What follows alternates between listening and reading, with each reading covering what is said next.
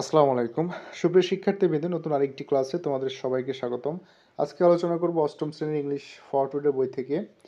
গতদিনে কিন্তু আমরা unit 1 A glimpse of our কালচারের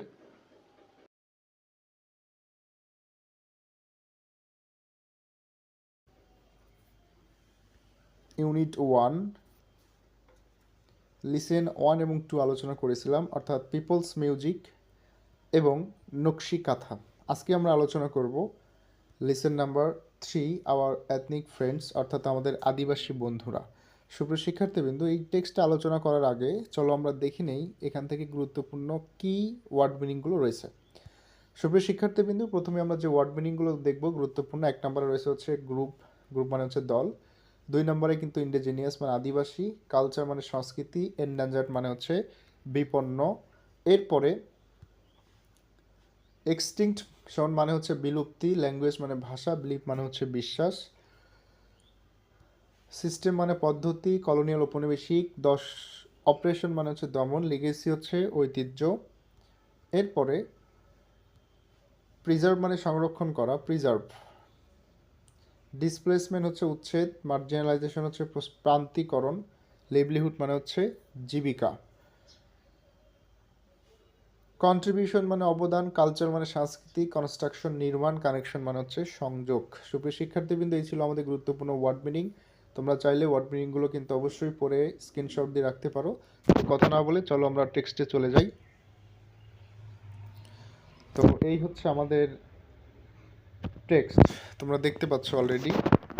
আমরা পড়ব হচ্ছে be now read the text. Bangladesh is home to more than 54 indigenous groups. বাংলাদেশের কমপক্ষে 54টিরও বেশি আদিবাসী গ্রুপ রয়েছে, ইনক্লুডিং ইন চাকমা, যার মধ্যে Chakma, Marma, Tripura, with most living, যারা সবচেয়ে বেশি বসবাস করে in the northern and south eastern flatland, উত্তর এবং দক্ষিণ পূর্ব অংশের পার্বত্য ভূমিতে, and the rest in the Chittagong hill tract, আর বাকি অংশ বসবাস করে চট্টগ্রামের পাহাড়ি অঞ্চলে।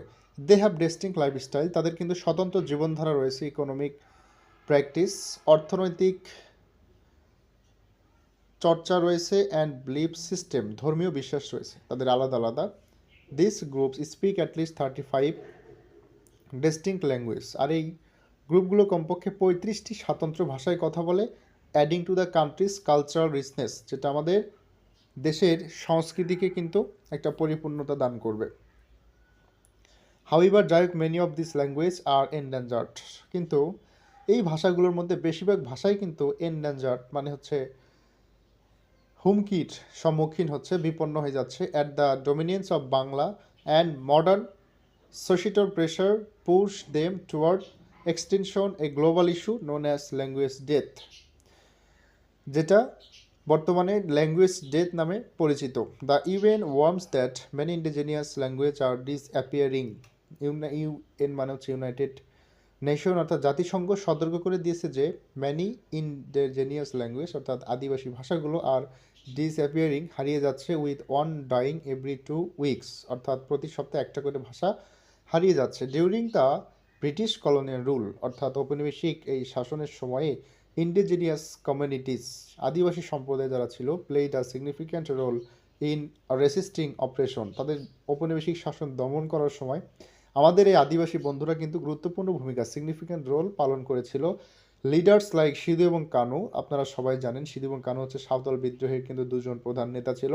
আপ স্প্রিং such as the Santhal rebellion, Santhal rebellion মানে হচ্ছে সাঁওতাল বিদ্রোহ, highlighting their contribution to the anti colonial struggle, যারা আমাদের দেশের জন্য সংগ্রাম করেছে। ডিসপাইট দ্য লিগেসি মানে কিন্তু আধিপত্য, indigenous people in Bangladesh today face challenge in preserving their language and culture, এত কিছু সত্ত্বেও আমাদের আদিবাসী বন্ধুরা কিন্তু এখন তাদের ভাষা এবং সংস্কৃতিকে সংরক্ষণ করার জন্য চ্যালেঞ্জের সম্মুখীন হচ্ছে। The government efforts two include indigenous language in pre school educational face hurdles like a lake of train teachers and resources for higher education.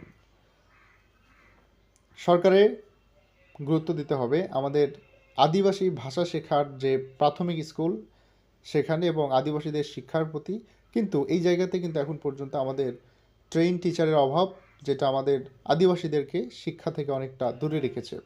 Additionally, the 1957 construction of the Kaptai Dam, funded by USAID and built by the Pakistani government, অর্থাৎ 1957 সালে এই যে কাপ্তাই বাঁধ নির্মাণের সময় যেটার অর্থায়ন করেছিল ইউএসএআইডি, যুক্তরাষ্ট্র সরকার, আর পাকিস্তানি সরকারের তত্ত্বাবধানে, যখন displace thousands of people in hill tract, অর্থাৎ পাহাড়ি অঞ্চলে প্রায় হাজার হাজার মানুষকে তাদের বাসস্থান থেকে সরানো হয়েছিল, সাবমার্জিং দেয়ার Holmes and homeland under the Kaptai river, এবং কাপ্তাই রিভারের আশেপাশে সবাইকেই তাদের বাড়িঘর থেকে দূরে রাখা হয়েছিল, ডিসরাপ্টিং the livelihood and culture connection to the land, যেটা তাদের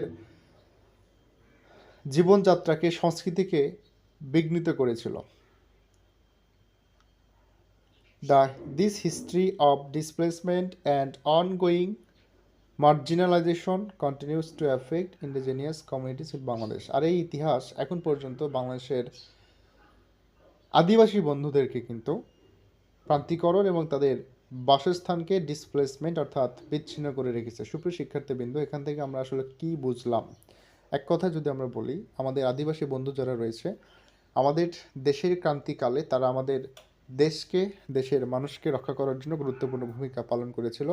কিন্তু বর্তমানে কিন্তু আমরা তাদের সংস্কৃতি, তাদের ভাষা সংরক্ষণ করতে আস্তে আস্তে ব্যর্থ হয়ে যাচ্ছি। সরকারের উচিত আমাদের আদিবাসী বন্ধুদের ভাষাগুলোকে সংরক্ষণ করা, তাদের ভাষা শেখার জন্য প্রয়োজনীয় স্কুল এবং ট্রেনার, শিক্ষকের ব্যবস্থা করা। এছাড়া তারাও যে আমাদের মতো মানুষ, এটা যেন আমরা ভুলে না যাই, অবশ্যই সেই বিষয়টা আমাদের সবাইকে খেয়াল রাখতে হবে। আর এক কথায় তারা আমাদের দেশের জন্য অবদান রেখেছে, সুতরাং তাদেরকে সম্মান করা আমাদের নৈতিক দায়িত্ব। আশা করি সুপ্রিয় শিক্ষার্থীবৃন্দ তোমরা টেক্সটটা পড়ে বুঝতে পেরেছো। আমরা আগামী ক্লাসে পার্ট ডি থেকে answer the question in pairs, এটা আমরা আলোচনা করে লিসেন 4 বাংলাদেশি কিউজাইন পড়াই স্টার্ট করব। পর্যন্ত সবাই ভালো থেকো, সুস্থ থেকো, দেখা হচ্ছে কোনো একটা ক্লাসে আবারও।